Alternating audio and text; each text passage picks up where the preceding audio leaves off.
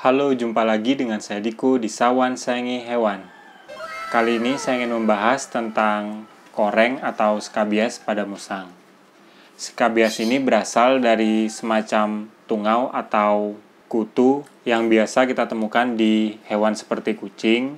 Kutu ini biasanya tinggal di kulit hewan dan membuat lubang-lubang mikro gitu, sehingga membuat hewan itu menjadi gatal dan membuat badannya itu luka atau hair loss. Kenapa saya ingin membahas tentang ini? Karena kan di musim hujan ini cuaca yang lembab ya. Biasanya itu menyebabkan musang kita itu gampang terkena penyakit ini kan. Nah, kali ini saya ingin memberi tips gimana sih cara mengobati skabies atau korengan pada musang biar badannya itu tetap sehat dan kulitnya itu nggak luka gitu kan. Oke, nggak usah lama lagi, ayo kita bahas tentang skabies pada musang. Penularan skabies pada musang ini disebabkan oleh benda yang sudah dihinggapi oleh kutu tersebut. Musang kita itu dekatin gitu, akhirnya kutunya itu juga masuk ke badan musang kan. Tanda-tanda musang yang terkena skabies adalah kita bisa lihat dari perilaku musang. Kalau musang itu suka menggaruk di satu spot aja, menggaruknya tuh kadang sampai bunyi keras gitu loh. Nah, itu udah bisa dipastikan musang kita tuh terkena skabies di bagian itu kan. Bagian yang terkena skabies itu biasanya dari badan, kepala sampai leher musang. Nah, di bagian itu biasanya kalau sudah parah sih musang akan menggaruk sampai bulunya tuh nggak ada, bahkan sampai luka kan. Ya itu udah kelihatan kayak koreng kan kalau di manusia. Untuk mengobatinya ada beberapa hal yang harus agan lakukan. Yang pertama, memandikan musang kan.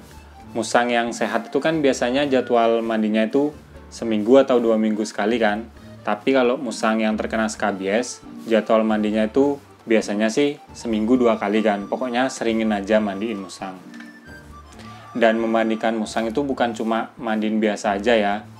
Agan bisa menggunakan sabun khusus untuk skabies kucing. Bisa ditemukan di semua pet shop. Tanya aja sampo skabies untuk kucing. Kalau untuk mereknya sih tergantung kebutuhan agan-agan ya.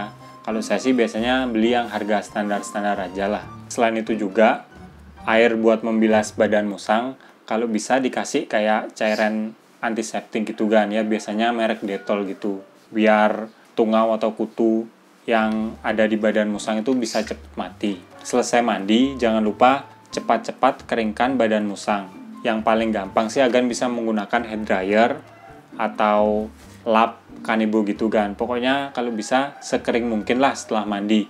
Jangan dibiarkan badan musang itu menjadi lembab. Karena kalau lembab takutnya kutunya tuh hidup lagi kan. Yang kedua, musang yang terkena skabies harus dipisahkan dengan hewan lain kan, terutama musang lain atau kayak hewan yang biasa ada skabies tuh kayak kucing atau anjing, agar musang agan itu nggak menularkan atau nggak tertular skabies dari hewan lain. Ya semacam kayak karantina musang dulu lah, sampai skabiesnya sembuh, lukanya sudah mengering, baru agan bisa campur di hewan yang lain. Tapi hewannya tuh pastiin badannya tuh juga sehat ya kan. Yang ketiga, dengan rajin menjemur musang. Menjemur musang ini bukan cuma setelah kita memandikan ya kita jemur, tapi kalau musang kita tuh terkena skabies, jemur itu setiap pagi yang rutin kan ya, matahari pagi sekitar dari jam 7 sampai jam 9 lah paling maksimal, itu paling bagus. Kita jemur biar kutu yang ada di badan musang itu cepat mati karena kepanasan gitu kan. Kita juga harus lihat musangnya ya, kalau musangnya tuh terlihat nggak nyaman, ya sebaiknya kita cepat-cepat pindahin ke tempat teduh. Nanti takutnya musang itu dehidrasi kan. Tips selanjutnya, potong kuku musang kan. Supaya kalau misalnya musang itu menggaruk badannya lagi, jadi nggak terlalu tajam dan meminimalisir luka pada badan musang. Kalau untuk cara motong kuku musang itu mudah ya, saya sudah pernah bikin videonya. Tapi intinya kalau kita potong kuku musang, jangan lupa untuk dipangur gitu kan di bagian kukunya gitu biar semakin tumpul dan nggak tajam. Tips yang terakhir adalah mengobati bagian tubuh musang yang terkena skabies, yang luka gitu kan. Obat yang digunakan tuh banyak ya macamnya, agan bisa temukan di pet shop.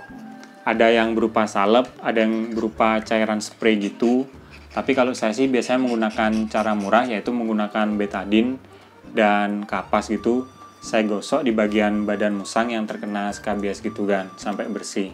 Ya, lakukan pengobatan ini setiap hari ya. Biasanya dalam waktu 1 bulanan, lukanya itu mengering dan akhirnya tumbuh bulu yang baru kan.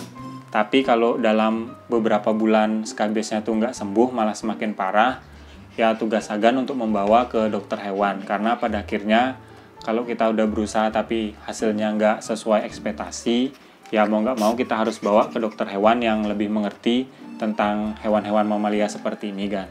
Oke, sekian video tips dari saya tentang mengobati koreng atau skabies pada musang. Ya, sebenarnya mengobati skabies pada musang ini caranya mirip-mirip ya, kayak mengobati kucing yang terkena skabies. Tapi di sini kita sebagai owner itu harus rajin ya. Mulai dari membersihkan badan musang sampai dengan mengobati harus dilakukan setiap hari biar hasilnya itu semakin cepat kan penyembuhannya.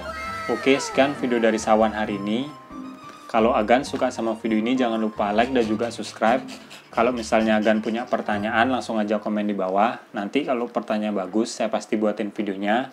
Nantikan video terbaru saya dari Sawan karena selain musang saya punya banyak hewan lain kan. Cek aja di video channel ini, banyak kok hewan yang lainnya. Sekian dari saya dan juga si Bim Bim. Salam hewan lestari kan. Bersama saya dan juga si Bim Bim nih. Dari tadi mau gigitin jam saya deh kan nih. Ya. Nakal dia kan. Coba lihat nih.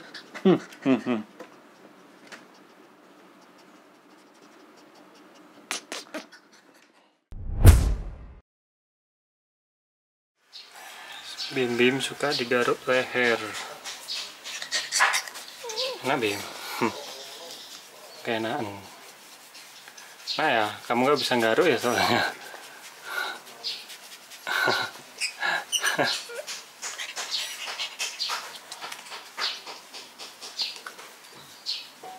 Ya, enaknya.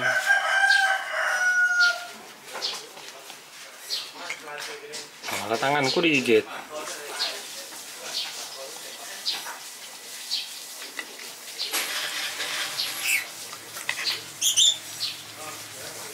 Dah, ya wes dah. Yuk. Istirahat lagi ya.